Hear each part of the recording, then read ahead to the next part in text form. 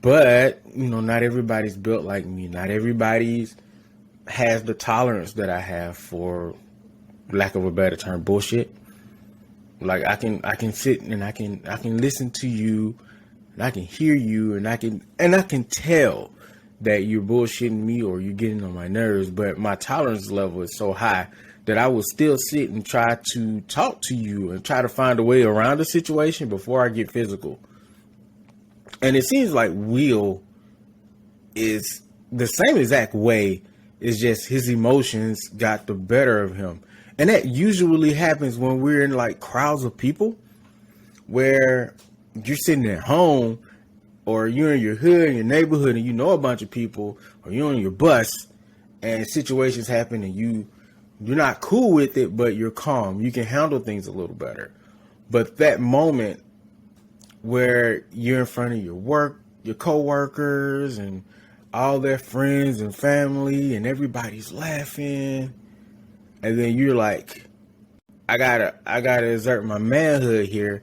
I gotta go out here and throw some blows to make sure that everybody knows that I'm still a man, And I think that was the mindset he was in. I can't really speak for that, but it feels like that was the mindset he was in at that moment. You were at work, in front of your coworkers, in front of your peers, people you're gonna have to work with, people that's gonna have to work with you. And if they hire you, they're going to take on heat because half of the fake people that were riding with you are now in outrage mode. And it's not like a left or a right political thing. This is just random people being angry at him. You know what? Nah, I'm going to go and say it. The problem that everybody that's upset at Will has is, it turns out he may not have been one of the good ones, as they like to brand those black people that show qualities of non-confrontational, not angry, always happy, always smiling. And what they didn't realize was that Will Smith is still the cat from the hood. It's just, and again, we're gonna get to it. It's just he's done a really great job at hiding that or suppressing that. He's one of those people that seems to only, just like myself, he only attacks when he feels attacked. So the fact that he showed those teeth, it was like, oh no, he's not a role model. He's not the black man that I thought he was. And that's pretty much what this is. It's like, yo, the fist came up, the teeth are out. Oh, he's a, in quotes, animal, just like the rest of them. And that's the problem I have with society. Some people in society, not all, but man, y'all got up in arms on Twitter and Facebook, and everybody's got a 52-minute dissertation. And again, he's doing the right thing for his career. He's doing the right thing for Chris. I feel like this apology to Chris and his family and all that is 100% sincere. But the fighter in me is like, nah, I don't give a damn. This is who I am. This is the black man you gonna get. You just gonna be happy with it. Like, I ain't pussyfooting around. I ain't finna sit here and act like I'm not a dog. I ain't gonna act like ain't no dog in me just to make you happy and make you feel comfortable. Like, we passed that. This is why we shut down the goddamn invites to the barbecue. Like, no, you can't come to the function. You're not invited to the barbecue. No, hell no. And let me read this before I continue this rant. So, in the remainder of the video, as this article says, Smith addresses fans who may be disappointed in his behavior. This is a Vulture article, by the way. Vulture.com. It says, there are two things. One, disappointing people in my central trauma. I hate when I let people down. And there it is. He hates when he lets people down. So when you're a person like that, again, a person like me, which is, I'm always repressing those types of feelings about, oh, I let these people down. I hurt these people. It took me so long to get past that. But I also had circumstances in my life where I had to. I was being taken advantage by people, you know, and not like financial.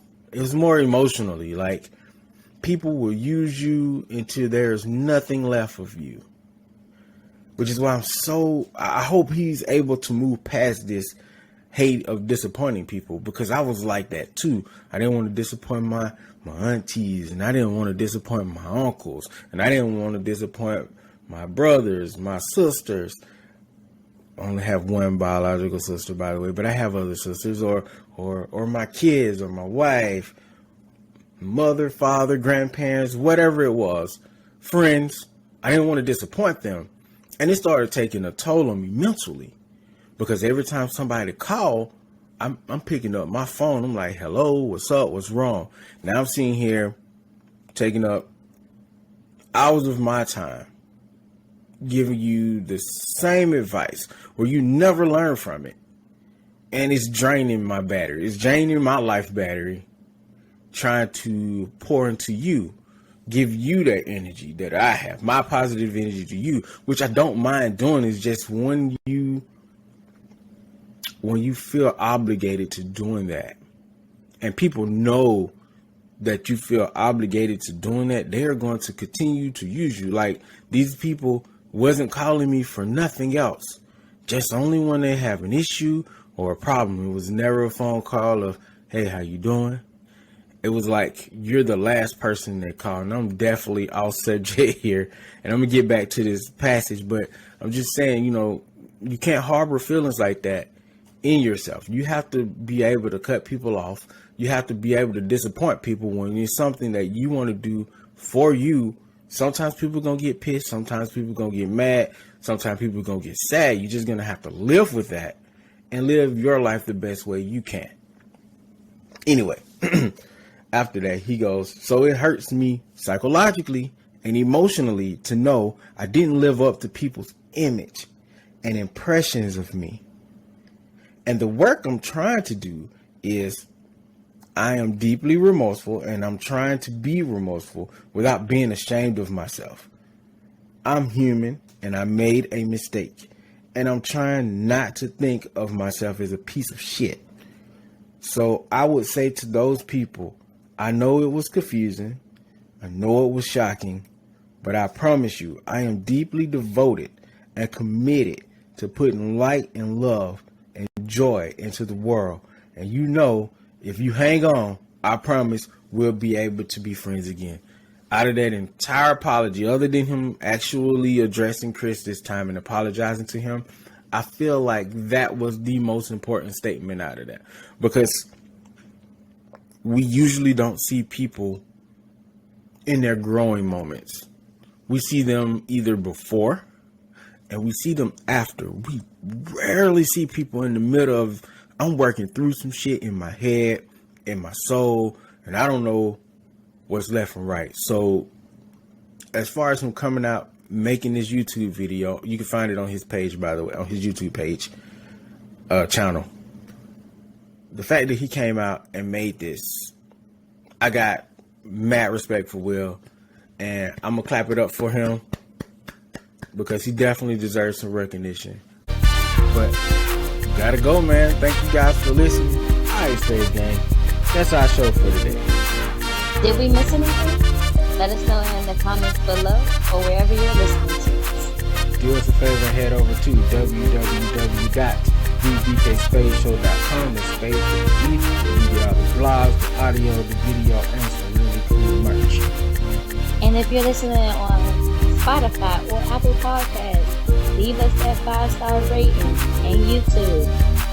Like, comment, share, and subscribe to the BK Spadez Show, where society meets pop culture. I am your host, the BK Spadez, here with my very lovely co-host, Novacaine, baby. Alright, Spadez Gang, thanks for tuning in.